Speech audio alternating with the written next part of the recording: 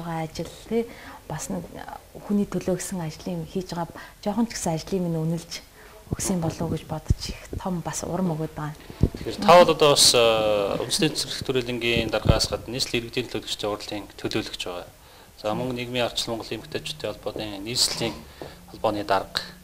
Тэгээд энд бол одоо бас сонин шаглах шүү тийм ээ. Нийслэлийн иргэдийн төлөөлөгчдийн урлагийн 2011 оны шилдэг төлөөлөгч. Иргэдийн төлөөлөгчдийн урлагчид бас шилдэг төлөөлөгч шалгуулт юм тийм ээ. Яалт шинэ жилээр л бид нар чи ингээд янз бүрийн номинацаар л хоорондоо ингээд шалгаруулаад тэгээд өгсөн шүү дээ тийм. Тэр өнгөрсөн жилийн. Тэг өнгөрсөн жилийн. Ийм шагналыг одоо гişнээ төлөөлөгч төхөө тийм. Сая л дөрвөн төлөөлөгчд лав өгсөн тийм. Тэгэхээр өнгөрсөн жил их хурл бол одоо жишээлбэл бас 3 шилдэг гишүүн шалгаруулад их хурлын дарга өөрөө тийм соён дурсгасан байсан л да. Тэрэн шиг одоо энэ бол нийслэлийн иргэдийн төлөөлөгчдийн урлагийн соён биш тийм. Урлагийн ажлын албаны янз бүрээр яваад номинац өгөөл тэгсэн тийм. Нийслэлийн иргэдийн урлагийн төлөөлөгч гэхээр одоо жилд нэг удаа гэдэг юм хуралдаж нэг за нэг төсөв мөсөлцгөөр нэг хуралдаждаг.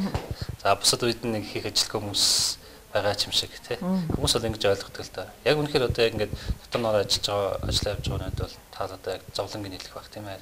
Тэгэхээр яг ямар гоо ажилтай байд, ямар үүрэгтэй байдیں۔ За одоо сонгогдож гарсан тэр тойрог моригтой одоо жишээл их хурлын гишүүн шиг одоо бас тэгээд ажиллах хэрэгтэй байд юм уу? Яах хэрэгтэй байд юм. Тийм. Тэгэхээр нийслэлийн иргэдийн хурлын төлөөлөгч гэдэг бол бас яг үндэд ард иргэдийнхэн дуу хоолой болж юу дутагдаж юу өгүүлэгдэж байна те тэрийг нь бид нар одоо энэ төрдөө дуулгаж дээрэс нь нийслэлийн иргэдийн хурлын төсөвт яг хэрэгцээтэй юм төсөвт нь тусгуулах гол үүрэгтэй. Гэхдээ бид нар бас яаж одоо ямар нэг аргаар яаж тусалж болохоор вэ энэ цангагчдынхон тий тэр нэг дутагдаад гачаад байгаа зүйлд нь яаж дэм болох уу яаж одоо энэ төртөөгөө холбож болох уу гэдэг тал дээр нь л илүү их анхаарч ажилладаг. Одоогоор бол нийслэлийн эрхцэн байдлын хууль батлагдаагүй байгаа. Бид нар бол яг хажуугаар нь ингээд ажиллаа хийн. Тэгтээ тэднийхээ бас дуу хоолой болоод хөрөнгө оруулалтуудыг нь хийх тал дээр нь нэмэх тал дээр нь бас ингэж явж байгаа. Тэгээ хотын удирдлагууд маань бас дэмжиж манай Багнуур Бахангаа налах чинь бас өдрөөс өдөрт хөгжиж яваа.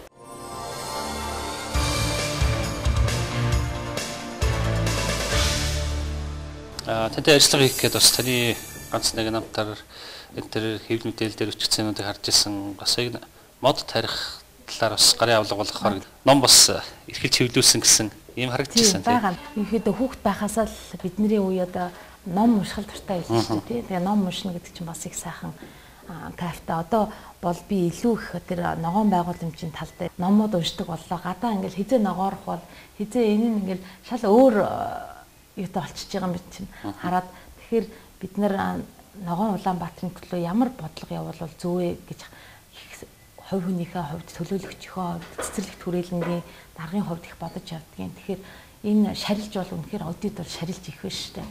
Гадуур байгаа энэ албан байгууллагуудын шарилжууд одоо яг аллергийн үе байна.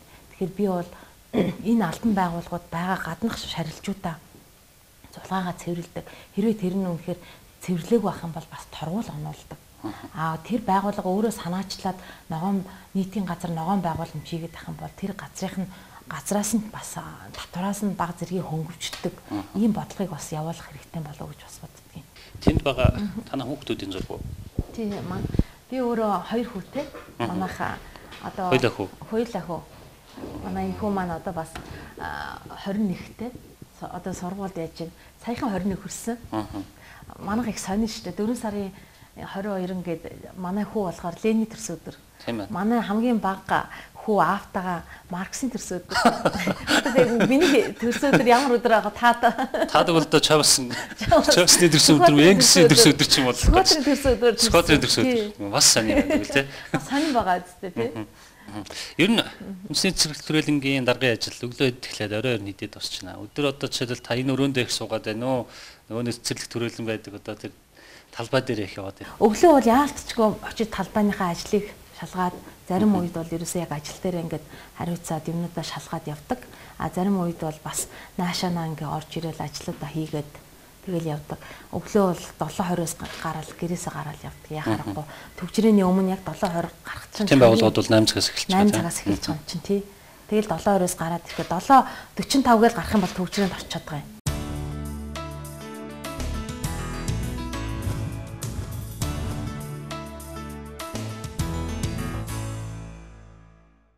За тэгэхээр ажлын дараа нэвтрүүлгийн маань оролцогч бол одоо үндэсний цэцэрлэг төрөлнг байгуулж байгаа юм бүсгүй байгаа үзэгч та бүхэн мэдж байгаа. Тэгээд сая бол өрөөнд одоо бас үндэсний цэцэрлэг төрөлнгийн бүтээн байгуулалтын ажил ямар хөө хүчтэнд явж байгаа юм бэ гэдэг мэдээллийг бол үзэгч та бүхэнд өглөө. За одоо яг газар дээр нэрсэн байна. Харин зүгээр үдээс хойш та одоо бас үнэхээр хавар болж байгаа үзэгч та бүхэн мэдж байгаа. Монголын хавар бол одоо салхитай, шуургатай, хавсрахтай юм байдаг. Хэцэнгоо өнөөдөр цаг өдөр байсан ч гэсэн яг энд ирсэн чинь бол бас нэлээд салхитай байна. Тэгээд энд бол гэтээ бас үзэгч та бүхнийг энэ цэцэрлэг төрөлнгийн хийж байгаа ажилтаа танилцуулах үүднээс ямар ч байсан сарын чамгийн даргаыг дагаад бол энд ирлээ. Энэ бол одоо ингээд цэцэрлэг маань явсаар хагаад урд талаараа бол одоо яг туулгалдаа тулна. Туулгалынхаа өн дээр бол одоо ингээд би бол ингээд юм наран шалгалгын юутай бас нэг юм аргатай айтайхан баригдах нэ гэж ойлгосон тийм. Тэр яг зургийн дагуу бол ерөнхий төлөвлөгөөний зургийн дагуу тийм наран шалгалгын газар байна гэсэн батлагдсан байгаа. Тэгэхээр тэр дагуу дараачихаа хөрөнгө оруулалтаар ингээд хийгдэд явах учиртай. Цахилгаантай болж иж альва ажил чинь дэд бүтэцтэй болж иж ажил урагшилдаг тий. Тэгэхээр ногоон байгууламж усгүй бол ерөөсөө явахгүй өөрийн худагтай болцсон усчлалтын системтэй болчихсон. Энэ бол одоо ингээд шилжүүлж суулгахад бэлэн болгоод ингээд харьцсан байгаа мод одоо тий. Бид нар сая хамгийн анхныхаа тарилтыг энэ ноднон гэж суулгасан модоо сая авчиж тэнцээ тарьсан. Тэгэхээр Монголд чинь зөвхөн хавар намар мод тарьдаг бол бас зуны халуун улиралд ч гэсэн мод тарих тэр боломжийг бүрдүүлээд энэ технологиг манай хэрэгжүүлж байгаа. Одоо нөгөө нэг нэлэх хөвгтөд төрүүлэх гэдэг юм арчлах ажил бол энд явагдаж шүү дээ. Ер нь дасгах. Одоо нэлэх хөвгтийг бол шууд аваачаал нэг өөр орчинд өөр ээж тэр юм аваачаал ямар ч мөнгө хоол идэвхэр наацхан л гисэн үүдэн шүү дээ. Яг тэрнтэй адилхан байхгүй. Яг энэ орчинд энийг ургуулж байлгаж байгаад тэгээ одоо бид нэр аль ч үлрэлт болно. Очоод энэ бэлтгэсэн нүхэндээ энэ хоовонгоос салгаад авахлаар энэ маань өөрөө ингээд хөрсөн, дагтарсан, нэгтэрсэн яг юм хэвтэй барьсан. Тэгэхээр зуны улиралч тэр үндсэнд одоо салхи аавна, гэмтэн мод урвана гэсэн ойлголт байхгүйгээр шууд тарилтаа ичж байгаа байхгүй. Тэгээ энэ орчиндөө ургаж байгаа юм маань нөгөө орчиндөө очихлаар яг л өөрийнх нь байсан орчин, байсан салхи, байсан агаарт очиж байгаа болохоор тэр одоо нөгөө яах бол урваах бол өнөөдөр ингэх бол асуудал болчихж байгаа юм л да. Энэ жил одоо 6 сарын 1-нд нээн гэж байна шүү дээ. Тэгээд нээхэд бол одоо яг энд юу ашиглалтанд орсон байгаа. Та бас үзсэн мэдээлэл өгөөч. Одоо яг ямар одоо газар очивол тийм ээ ингээд энэ мод сөөг одоо цэцэрлэгийнхаа гэхэд одоо ч аль хэсгийг яах юм. За нөгөө тогтчлт үйлчлэгээ хийгдэж байгаа тэр хэсэгтээ нөгөө ямар юунд ашиглалтанд орох юм. Бид нар түрүү яг хамгийн анх орж иржсэн гол хаалга биш үү?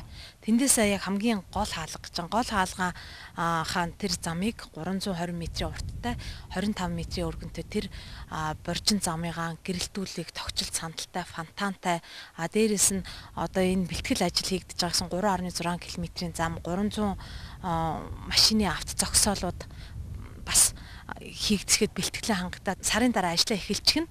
Тэр ажлууд бол нэлээд эхэлчихсэн явна. Хамгийн гол нь гол зам, фонтан, энэ ногоон байгууламжууд зүлэгжүүлэлтүүд маань хийгдэд. Үнэхээр бид нар завгүй ажиллаж байна.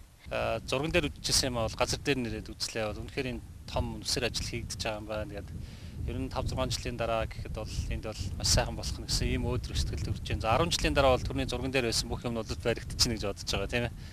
Тийм тэгэхээр 5 жилийн дараа гэдэг бол бас үр дүнгээ өгнөө. Одоо бид нар нотнон ингээд арчилж байсан, хамгаалж байсан модууд маань ингээд өнгөнд саад ногоороод ургаж байгаа нь харагдаад яваад байгаа юм чинь 5 жилийн дараа, 10 жилийн дараа бол үнэхээр нийслэлийн иргэдийн маань өссөн хүлээсэн тэр дандаа өдөр болгон ирдэг газар нь байх болно гэж одоо итгэж явж байна. Тэрний төлөө ч ажиллаж байна. Өнөөдрийн ажил ер нь ингээд ажлынхан дараа бол одоо бас нэг нүгээрээ нэг хэрэгждэг юм байна тий. Тэгээд ер нь ажил дуусчихна. Өнөөдөр ер нь одоо яг ер нь та яг юу хийж байна? Одоо бас энэ сонгуульт ажил маань эхлээд байна. Эмэгтэйчүүдийнхээ өмнө хүлээсэн их том үүрэг байна. Тэрний дагуу одоо цэцэрлэгт хүрээлэнгээс яваад намынхаа байранд эмэгтэйчүүдээр нэлээд ажил хийгдэх ажлууд байгаа.